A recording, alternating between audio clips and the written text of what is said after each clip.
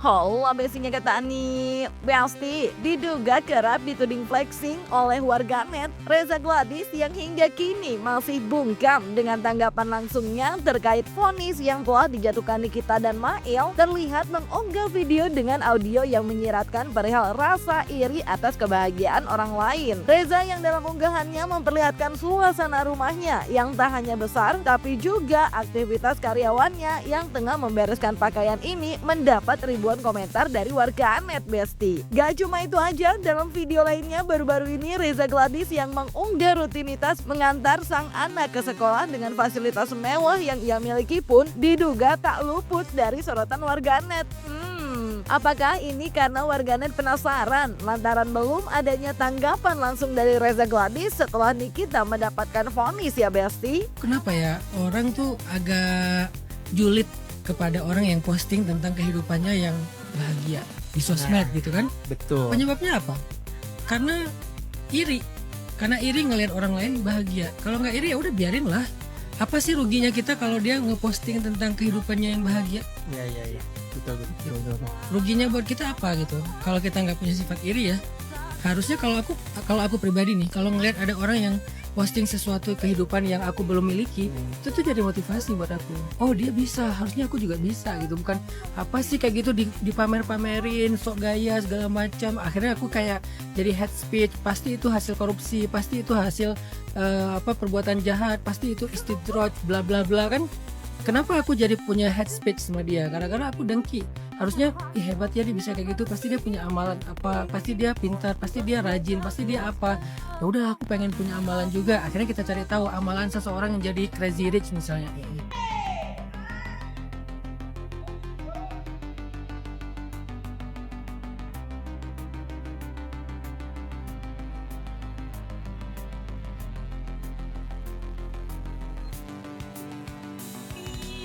Terima kasih. Sayang, aku mau baca dulu ya. Papi.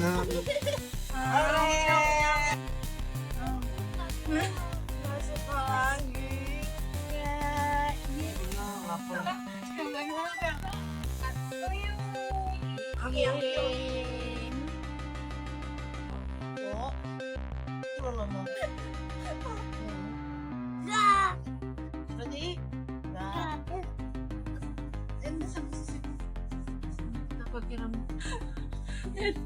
masukin.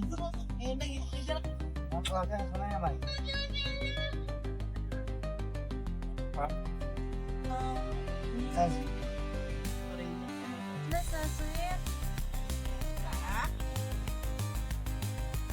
Ya.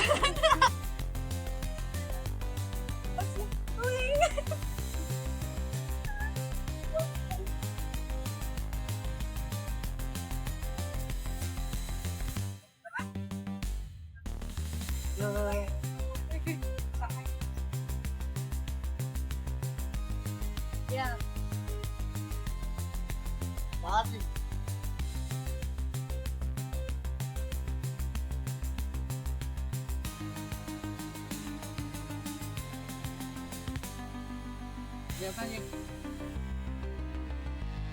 Nah, bicara perihal belum memberikan tanggapan secara langsung atas vonis Nikita, Miss Gossip dalam wawancaranya bersama awak media diduga menuding Fitri Sahuteru menggunakan kasus Nikita dan Reza Gladys sebagai dugaan balas dendamnya dengan diduga menjadi Markus dalam kasus Nikita. Terlebih menurut Miss Gossip, sang pelapor yaitu Reza Gladys juga nggak sibuk speak up dibanding Fitri Sahuteru. Di sisi lain, Duta Intel sahabat Miss Gossip dalam unggahan di akun TikToknya juga diduga tengah membuat teka-teki Besti, di mana ia terlihat mengunggah foto bersama Sindu, tim kuasa hukum Nikita, sambil memberikan caption terkait bakal ada episode selanjutnya. Just wait and see, KPK.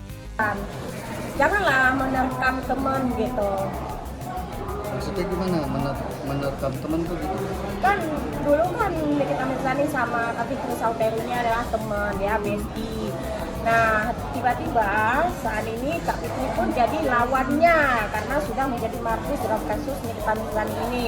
Walaupun mungkin iya ada Nikita Mirzani buat kesalahan sama Kak Fitri mungkin, tapi bisalah berlapang dada gitu. tidak harus membalas dendam dengan cara seperti ini. Banyak jalan untuk menuju Roma. Tidak harus dikondisikan seperti ini. Kasihan Nikita Mirzaninya. Ya, single parent mencari uang untuk menafkahi anaknya, 3 orang anak, lalu dijebak dalam kasus seperti ini. Ini kurang ajar sekali saya rasa.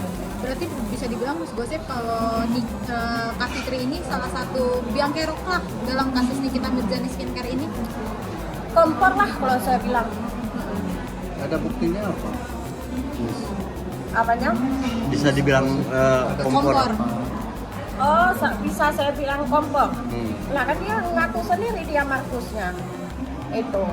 Nah, karena yang selalu menonjol di sosial media ini kan memang Fitri Sauteru terus, malah pelapor tidak pernah speak up apapun. Artinya ada pengakuan dari Kak Fitri. Iya, ada pengakuan sendiri di sosial media ya bahwa Kak Fitri Sauteru ini juga seorang Markus gitu. Emang apa sih yang diomongin, pengakuannya itu apa? Ya pengakuannya iya saya seorang Markus, saya mempunyai beberapa orang yang bisa saya ngajak bekerja sama itu.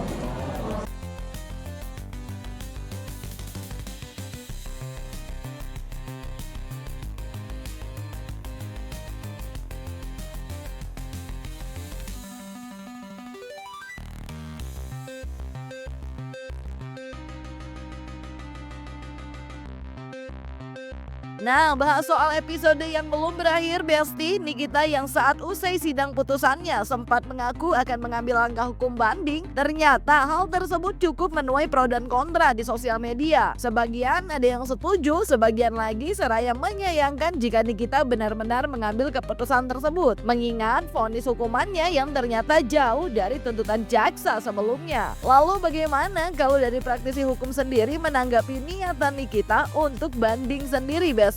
Apakah hal ini dianggap sudah tepat atau justru bakal sebaliknya? Menurut yang saya lihat di media dan saya saksikan, pihak Nikita kan mengajukan banding. Itu kan hak asasi manusia. Kita nggak bisa larang bahwa tidak berterima dengan masalah banding tersebut. Itu silakan saja. Nah, yang saya khawatirkan hanya satu. JPU juga bisa saja nanti mengajukan banding juga ya, dengan tidak berterima tentang penerapan TPPU ditiadakan. Hati-hati juga. Ini harus betul-betul diantisipasi oleh pihak lawyersnya Nikita. Karena ini sudah ditiadakan oleh hakim, bagaimana untuk menguatkan bahwa penerapan TPPU itu tidak bisa dikenakan kepada yang bersangkutan, ini yang harus dikuatkan oleh lawyersnya. Nah, kalau saya pribadi menyampaikan bahwa memang sangat berat dengan urusan antar personal ini, pemerasan seperti ini dikenakan dia TPPU. Dari awal saya sudah sampaikan sebelum vonis dijatuhkan. Karena ini kan sengketa antar personal ini, kalaupun apapun yang disita oleh JPU akan dikembalikan kepada si pelapor kalau seandainya sidang sudah selesai. Nah, TPP itu seyogianya dilakukan kepada pelaku-pelaku tindak pidana korupsi yang mengadakan gratifikasi atau mengemplang uang negara dengan menaikkan harga barang. Akhirnya negara dirugikan. Contoh kan beberapa kasus nih, ada kasus Timah ya, sudah memberikan negara berapa triliun, dan kasus-kasus yang lain yang sudah dijatuhkan vonis kepada para terpidana itu. Ya menurut hemat saya seperti itu. Nah, kita lihat aja ya. Kalau diajukan banding oleh Nikita, silakan aja. Kan nggak ada yang menghambat. Kita lihat saja. Tapi yang jelas dari pihak Nikita sudah melakukan. Hanya pesan saya kepada kuasa hukum daripada Nikita, kalau memang ingin mengamputasi seluruh penerapan pasal itu, siapkan barikade-barikade hukumnya. Siapkan hal-hal yang substantif. Jangan lagi berbicara tentang masalah personal. Ini nggak ada kaitannya, nggak ada relevansinya personal dengan substansi hukum yang untuk bisa mengcounter daripada penerapan pasal yang sudah dijatuhkan. Kita secara tidak langsung kan peristiwa pidana sudah terjadi dan sudah diakui, dilakukan vonis. Berarti kan memang peristiwa pidana itu sudah disahkan. Nah, tinggal bagaimana kamu mengamputasinya itu ya silakan saja. Kalau lakukan penerapan pasal atau jurisprudensi daripada putusan-putusan hakim terdahulu yang mungkin beririsan dengan peristiwa ini. Itu aja siapkan, gak usah yang lain-lain gitu loh. Jangan terlalu banyak speak up, istilahnya bikin blunder. Fokus saja kepada substansi ini speak up-nya. Pengacara tugasnya di situ aja. Gitu kira-kira ya. Ya, meski Nikita menyebut akan banding, namun tim kuasa hukum Nikita mengaku masih akan membicarakan hal tersebut dengan Nikita Besti. Apakah ada keraguan sebenarnya karena ada pertimbangan lainnya Besti? Secara seperti diketahui, meski banding memiliki peluang untuk meringankan hukuman atau bahkan bebas, namun banding juga memiliki resiko ditolak yang bisa aja membuat putusan hukuman lebih tinggi atau tetap pada hukuman yang telah dijatuhkan. Iya, soal banding juga besok, nanti kita tentukan besok karena besok baru mau ketemu ya. Baru mau ketemu sama Nikita. Nanti kami tim berdiskusi lebih dalam soal upaya hukum ini kepada Nikitanya juga gitu kan. Kan biasanya kalau banding tuh nanti hukumannya bisa jadi lebih tinggi atau jadi rendah gitu Bang. Apa itu juga jadi bahan pertimbangan nantinya untuk ajukan banding? Ini namanya keputusan, kita nggak bisa tahu apa nanti misalnya kita banding dan lain sebagainya. Tapi begini ya, saya mau katakan banding itu adalah upaya hukum juga sama di pengadilan adalah untuk menemukan atau mencari kebenaran, keadilan di situ ya. Kalau kita yakin dengan kebenaran yang kita bawa, maka jangan ragu untuk melakukan upaya hukum gitu. Nah, nanti kalau kita ragu, kita sendiri bilang loh, apakah nanti kalau kita banding ini bersalah atau tidak gitu kan, atau ditambah atau itu berarti kan kita ragu.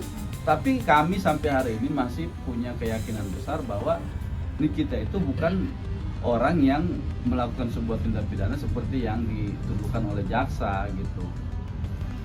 Ya Besti, kita lihat aja ke depannya nanti apakah episode ini akan berakhir sampai di sini atau justru Nikita akan menyuguhkan episode barunya. Jangan lupa like, subscribe, komen, dan share biar bisa dapetin video berita kece lainnya cuma di Kata Ani Besti. Pasti Kata Ani dong.